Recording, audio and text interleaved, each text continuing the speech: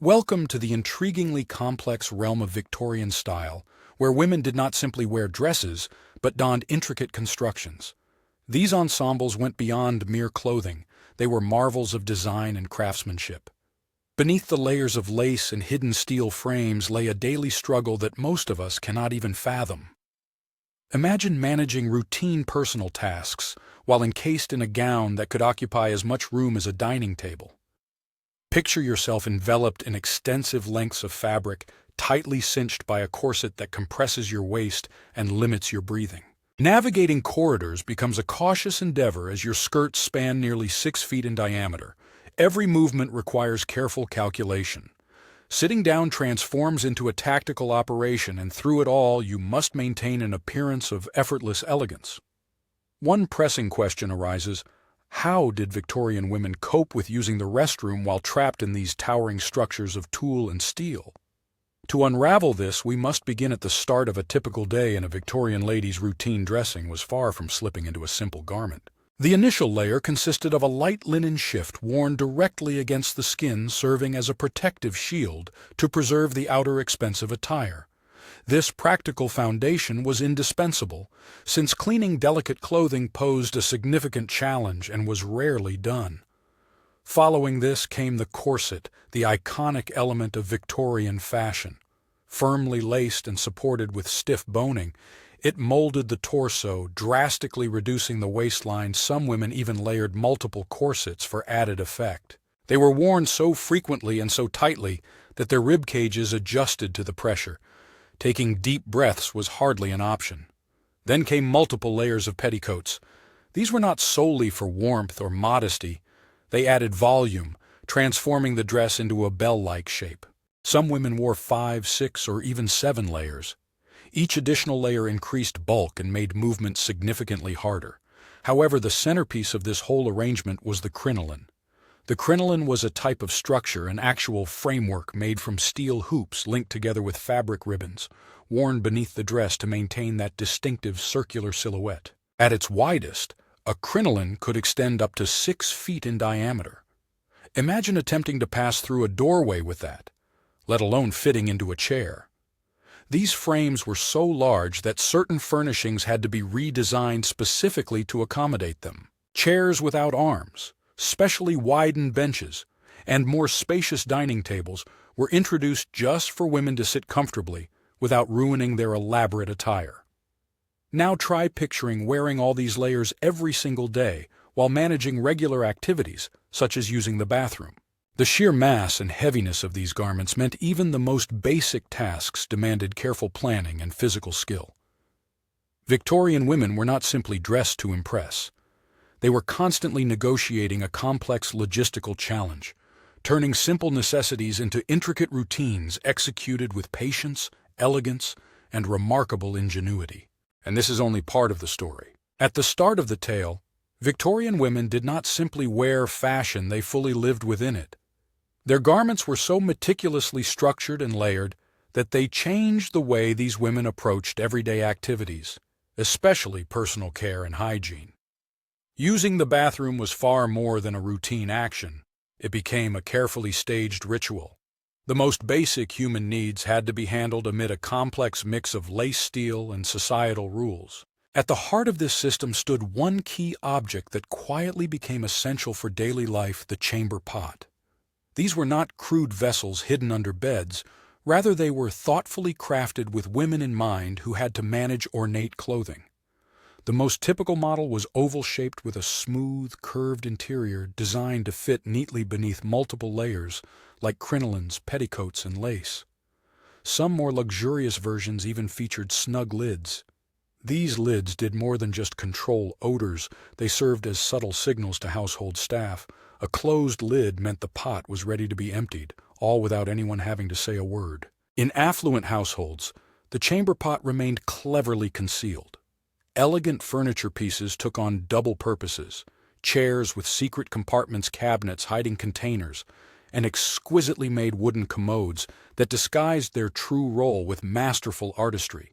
Each of these items was both practical and beautiful. Behind the scenes, staff worked with silent precision, maintaining cleanliness and discretion. their responsibilities were demanding and unnoticeable to those they served. More than mere efficiency was required, it demanded precise timing, coordination, and complete secrecy. One might compare them to the behind-the-scenes crew of an exquisitely delicate and sophisticated performance. Now, let us explore the logistics involved. A Victorian woman could not simply lift her skirts and be done with it. She managed cumbersome garments weighing up to 20 pounds, supported by a framework of steel hoops and intricate stitching, a true cage of fabric and structure. Mastering this task involved a blend of choreography and mechanical skill. The crucial element lay in positioning the chamber pot carefully beneath the layers. Through subtle shifts of the body and careful arrangement of the fabric, the entire procedure could be accomplished without removing any clothing, no buttons, no zippers, only control of posture and an extraordinary sense of balance. In formal social events, the process became even more refined. Large houses and ballrooms featured retiring rooms, special spaces designed for women to discreetly step away and refresh. These were not empty powder rooms.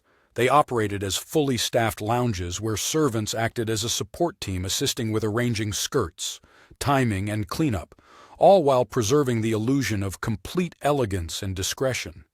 This was more than practical necessity. It was an art form. The ability to manage such a complex private matter without disturbing one's appearance or attracting notice was a refined skill that women nurtured, passed down through generations, and quietly perfected. They moved about their days like performers on a stage, always composed and graceful, always elegant even while moving gracefully. It was genuinely a remarkable display of coordination. But here comes a surprising twist. During a large part of the Victorian era, many women did not wear what we now consider underwear, at least not in the usual sense. The considerable volume and design of their skirts were deemed enough to provide coverage, so initially, wearing an extra layer underneath was viewed as unnecessary. This may sound like a plot for a humorous story, but for Victorian women, it was a serious issue. Picture yourself walking down a crowded cobblestone street, your crinoline catching a soft breeze that suddenly turns into a strong gust. The entire framework could lift upward just like an umbrella turning inside out. Without conventional undergarments beneath, well, modesty could vanish instantly. These unanticipated fashion accidents became so frequent that society had to rethink what was considered appropriate. The solution led to the invention of a small but revolutionary piece of clothing called split drawers. Split drawers were quite different from today's underwear. Essentially, they were two separate legs of fabric connected only at the waistband with an open seam running between them. This ingenious design addressed a real issue by offering coverage and maintaining modesty while walking or sitting. Furthermore, due to their open structure, women could attend to personal needs without having to remove multiple layers of clothing. It was a remarkable invention combining simplicity and usefulness into one with divided compartments. Victorian women could preserve their layered sophistication while handling the complex task of using a chamber pot with less trouble and greater assurance. The concept gained popularity rapidly, particularly among the wealthy and those attending formal gatherings where managing bathroom needs was even more intricate. However, this was just one of many solutions that helped women stay composed beneath multiple layers of clothing, tight corsets, and social pressures. Living daily life in Victorian attire required more than elegance.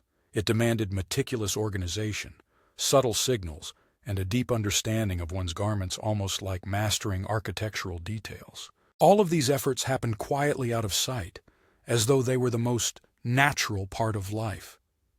Maintaining personal cleanliness under thick fabric wasn't only about comfort, but also about preserving one's honor, especially in a culture where outward appearance held tremendous importance.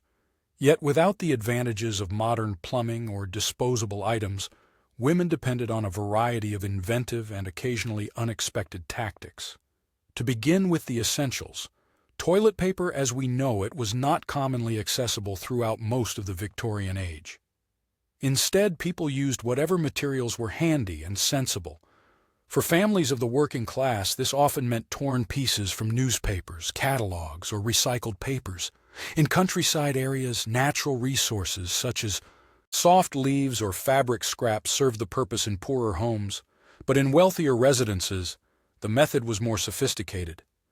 Gentle linen cloths cut into small squares were the favored choice. These reusable pieces were carefully laundered alongside the household's clothing. They provided a softer and more elegant alternative, and were regarded as a symbol of refinement. This shows how deeply social class influenced even the most intimate daily habits. Regarding laundry, this was no minor chore. Victorian dresses were elaborate, multi-layered, and frequently made from fragile fabrics that could not be washed often. Instead, the exterior garments were kept clean through brushing, airing, and powders designed to soak up oils and stop odors. It was the inner layers, such as linen shifts, chemises, and clever split drawers, that endured regular washing. These acted as a protective barrier for the complex and expensive dresses above. When it came to menstruation, Victorian women confronted this recurring challenge without the benefit of modern hygiene products, all while confined by stiff corsets and numerous layers of cloth. Their solution was a homemade cloth system commonly called a belt and pad setup. A soft belt fastened around the waist held absorbent materials in position, typically made from flannel, cotton, or other soft household fabrics. Some women even employed natural absorbents like moss or wool. Changing these items required discretion, good timing, and privacy. Expertise in this area was rare to find, and because it was seldom discussed, very little has been documented. Women frequently changed their outfits several times throughout the day, carrying out this discreet practice with remarkable precision. Often they managed this while attending to social responsibilities or household tasks. This entire process relied on quiet cooperation and mastered skills. Mothers passed down knowledge to their daughters, ladies-in-waiting provided help, and homes were designed to support these private routines without disturbing the apparent tranquility of polite society. Despite these hidden challenges, Victorian women moved with grace and dignity, handling this complex system with a silent resilience that was truly remarkable.